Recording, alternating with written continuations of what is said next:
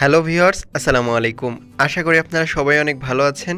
আপনারা কি বেগুন চাষে প্রচুর ফলন পেতে চান, যাতে করে অল্প সময়ে ছোট গাছে প্রচুর বেগুন আসে? তাহলে আজকের এই ভিডিওতে দেখানো কিছু ঘরোয়া উপাদান দিয়ে এই দ্রবণটি তৈরি করে নিয়মিত গাছে দিতে হবে। এতে করে গাছে প্রচুর পরিমাণে বেগুন আসবে এবং দ্রুত লাভবান হবেন। আপনারা অনেকে বলেন বেগুন গাছের ফুল ঝরে যাচ্ছে, নষ্ট হয়ে যাচ্ছে, কিংবা বেগুন গাছের পাতাগুলো ঠিক এরকম হলদে হয়ে কুঁকড়ে যাচ্ছে। এছাড়াও বেগুন গাছের ডগা নেতিয়ে পড়ছে, ডগা যদি ভেঙে দেখা যায় তাহলে ডগা ছিদ্রকারী পোকা দেখা যাচ্ছে, কিংবা সাদামাছির উপদ্রব হচ্ছে। কি দেবেন গাছে?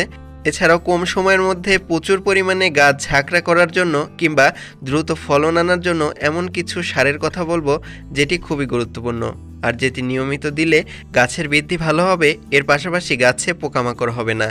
এছাড়াও কিছু ঘরোয়া উপাদান দেখাবো যেটি পোকামাকড় দূর করতে বেশ কার্যকরী, তাই পুরো ভিডিওটি দেখতে হবে। চলুন শুরু করি। শুরুতে একটি পরিষ্কার পাত্র নিয়ে নিতে হবে। আমরা এখানে 250 মিলির একটি পাত্র ব্যবহার করেছি। তো এবার এতে পরিষ্কার পানি নেবেন। কতটুকু নেবেন? 250 মিলি পরিমাণ পানি নিয়ে নিতে হবে।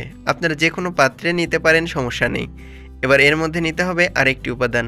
এই যে দেখতে পাচ্ছেন, এটি হলো ব্যবহার করা চা পাতা। আপনারা চা পাতা ব্যবহার করার পর সেটি ফেলে দেন, আজ থেকে ফেলে দেবেন না। এতে প্রচুর নাইট্রোজেন, ফসফরাস রয়েছে। কতটুকু নেবেন? 250 মিলি পানির জন্য চেষ্টা করবেন 4 চামচ পরিমাণ নেওয়ার জন্য। দেখতে পাচ্ছেন, আমরা এখানে 4 চামচ নিয়ে নিচ্ছি। তবে একটা বিষয় মনে রাখবেন, এই 250 মিলি দ্রবণ প্রস্তুতির জন্য অবশ্যই 4 চামচ চা পাতাই যথেষ্ট। এই চা পাতা অবশ্যই ভালোভাবে ব্যবহার করার পর সুন্দর করে ধুয়ে রোদে শুকিয়ে তারপর এটাকে ব্যবহার করতে পারেন। এতে করে চিনি বা দুধ এগুলো কিছুই থাকবে না। এবার এর সাথে খুবই গুরুত্বপূর্ণ একটি উপাদান অ্যাড করতে হবে। চলুন দেখি। হ্যাঁ ভিউয়ার্স, দেখতে পাচ্ছেন, এটি অন্য কিছু নয়, এটি হলো আদার খোসা। অর্থাৎ আদা কাটার সময় যে খোসা ছাড়ানোর পর খোসাটা অনেকে ফেলে দেন, আপনারা আদার খোসা না ফেলে ব্যবহার করতে পারেন। এক্ষেত্রে এই 250 মিলি দ্রবণের জন্য অবশ্যই চেষ্টা করবেন 3 চামচ পরিমাণ এই আদার খোসা নেওয়ার জন্য। আপনারা আদা চা খাওয়ার সময়ও কিন্তু এই আদার খোসা সংরক্ষণ করে রেখে দিতে পারেন। এটি কিন্তু গাছের জন্য ব্যবহার করা যায় সার তৈরিতে। তো দেখতে পাচ্ছেন, এবার সুন্দর করে কিছুক্ষণ নাড়াচাড়া করে নিতে হবে। এই দ্রবণটি অবশ্যই একদিনের জন্য রেখে দেবেন। এবার দ্বিতীয় আরেকটি দ্রবণ। দেখতে পাচ্ছেন, শুরুতে একটি স্টিলের পাত্র নিয়ে নিচ্ছি। আপনারা যে কোনো পাত্র নিতে পারেন, সমস্যা নেই। এবার নিতে হবে একটি কলা, যে কোনো পাকা সবজি বা যে কোনো কলা নিয়ে নিতে পারেন। এবার একটি চাকু দিয়ে সুন্দর করে ঠিক এভাবে ছোট ছোট টুকরো করে কেটে নিতে হবে। আপনারা চেষ্টা করবেন ঠিক এভাবে ছোট ছোট করে প্রথমে টুকরো করে কেটে নেওয়ার জন্য। আর অনেকে বলেন কলাতে কি থাকে? হ্যাঁ ভিউয়ার্স, কলাতে প্রচুর পরিমাণে পটাশিয়াম থাকে, নাইট্রোজেন এবং ফসফরাস এগুলো থাকে, আর যেগুলো গাছের বৃদ্ধি ও ফুল ফল আনতে দ্রুত সাহায্য করে। তাই অবশ্যই ঠিক এভাবে কলাগুলোকে কেটে নেবেন। এবার কাটা হয়ে গেলে এর মধ্যে অবশ্যই কিছু পরিমাণ পানি অ্যাড করে নিতে হবে। দেখতে পাচ্ছেন, আমরা এখানে 200 মিলির মতো পানি অ্যাড করে নিচ্ছি। তো এভাবে অ্যাড করা হয়ে গেলে এবার ঠিক এভাবে চামচ দিয়ে একটু থেতলে নেবেন, যাতে করে এই দ্রবণটা তৈরিতে খুব সুবিধা হয়। এতে করে কলার উপাদানগুলো দেখবেন পানির মধ্যে যাচ্ছে এবং পানি কিছুটা ঘোলা হয়ে যাবে। তো এটি করলে কিন্তু সার দ্রুত তৈরি হবে, অর্থাৎ পচন ক্রিয়া দ্রুত হবে। তাই এই কাজটি করে নেবেন। এবার করা হয়ে গেলে এটাকে অবশ্যই একটি পাত্র দিয়ে ঢেকে নিতে হবে। ঠিক এভাবে একটি ফ্রিজ দিয়ে ঢেকে রাখবেন। ঢেকে রাখা হয়ে গেলে 10 দিনের জন্য একটি জায়গায় রেখে দিন। 10 দিন পর ভিউয়ার্স, আপনাদেরকে যদি 10 দিন পরের চিত্র দেখায়, ঠিক এরকম একটু গন্ধ হবে এবং এরকম কালচে হয়ে যাবে। এবার সুন্দর করে এটাকে নাড়াচাড়া করে নেবেন। ভিউয়ার্স, আপনারা চাইলে 10 থেকে 20 দিনও রেখে দিতে পারেন, সমস্যা নেই। তবে এর কার্যকারিতা কিন্তু কোনো অংশেই কমবে না। তো এটাকে নাড়াচাড়া করা হয়ে গেলে এর মধ্যে সেই আগে থেকে তৈরি করা চায়ের উপাদানটি, অর্থাৎ যে চায়ের লিকার তৈরি করে রাখলেন, সেটি কিন্তু এর মধ্যে দিয়ে দিতে হবে। সেক্ষেত্রে খুবই ভালো কম্বিনেশন হবে এবং খুবই কার্যকর হবে। অর্থাৎ দুটি উপাদানই কিন্তু ঘরোয়া, এখানে কোনো রাসায়নিক উপাদান ব্যবহার করা হয়নি। সেক্ষেত্রে আপনারা কাছেই পাবেন, অর্থাৎ হাতের নাগালেই পাবেন। কতটুকু মেশাবেন? আপনারা চেষ্টা করুন হাফ গ্লাস পরিমাণ মেশানোর জন্য। অর্থাৎ 200 মিলি দ্রবণের ক্ষেত্রে হাফ গ্লাস পরিমাণ চায়ের লিকার মেশানোর। এবার সুন্দর করে এটাকে চামচ দিয়ে মেশাতে থাকুন। দেখতে পাচ্ছেন, এরকম কালার তৈরি হয়ে যাবে। একটু কালচে কালার হবে, সমস্যা নেই। তো এবার যা করতে হবে, এবার এই দ্রবণটাকে আরেকটি পাত্রে ঠিক এভাবে ঢেলে নিতে হবে।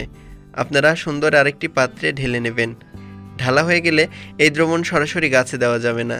এর সাথে চেষ্টা করুন 2 গ্লাস পরিমাণ অর্থাৎ 250 মিলি পরিমাণ পানি অ্যাড করার জন্য।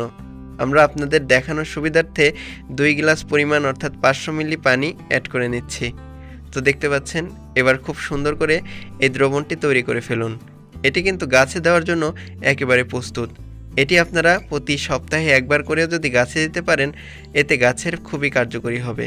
তবে আপনারা চাইলে এই দ্রবণটি খুব ভালোভাবে ছেঁকে অবশ্যই একটু ডিটারজেন্ট মিশিয়ে গাছে স্প্রে করলে পোকামাকড়ের উপরও বেশ ভালো কার্যকর হবে।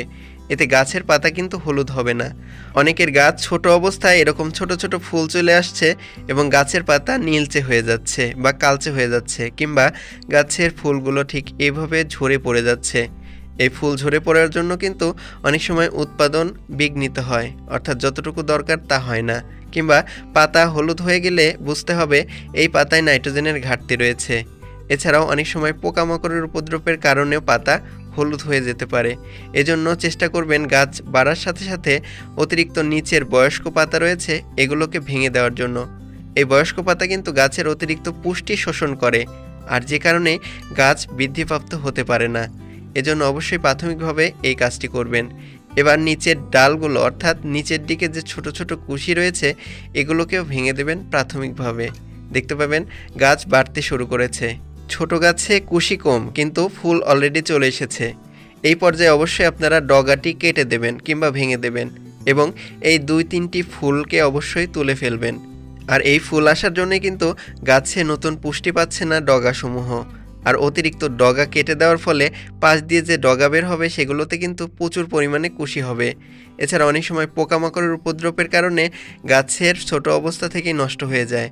এজন্য অবশ্যই চেষ্টা করুন প্রাকৃতিকভাবে ছাই অর্থাৎ কাঠের ছাই এরকম গাছের উপরে ছিটিয়ে দেওয়ার জন্য। এতে ডগা ছিদ্রকারী পোকার উপদ্রব কম হবে। এটি আপনারা গাছের পাতার নিচেও দিতে পারেন, সমস্যা নেই। কিছুদিন পর দেখতে পাচ্ছেন এই যে আমরা যেটি কাটিং করে দিয়েছিলাম পাশ দিয়ে কিন্তু বেশ প্রচুর পরিমাণে শাখা বের হয়েছে। অনেকে বলেন কত পাতা পর এরকম শাখা কেটে দিতে হবে। আপনারা 7 থেকে 10 পাতা হয়ে গেলে এই শাখাগুলোকে প্রাথমিকভাবে কেটে দেবেন। এগুলো কেটে দিলে গাছ বাড়ার সাথে সাথে আরও নতুন কুশি হবে, সেই কুশিতে কিন্তু প্রচুর পরিমাণে বেগুনের ফুল আসবে ও বেগুন ধরবে। অনেকে বলেন কি সার দেবেন, কেমিক্যাল বা রাসায়নিক। এক্ষেত্রে আপনারা ইউরিয়া, জিপসাম কিংবা এমওপি সার দিয়ে দিতে পারেন। এক্ষেত্রে গাছের বৃদ্ধি কিন্তু বেশ দ্রুত হবে। জৈব পদ্ধতিতে একটু সময় লাগে, কিন্তু অজৈব বা রাসায়নিক উপায়ে গাছ কিন্তু দ্রুত শোষণ করে, ফলে দ্রুত গাছে ফুল আসে। এছাড়া অবশ্যই আপনারা যে কোনো ছত্রাকনাশকও গাছের চারপাশে দিয়ে দেবেন, যাতে করে গাছের গোড়া ভালো থাকবে। এবার সুন্দর করে মাটি চারপাশে দিয়ে ঢেকে দিতে হবে। নিয়মিত পানি দিন। ধন্যবাদ সবাইকে।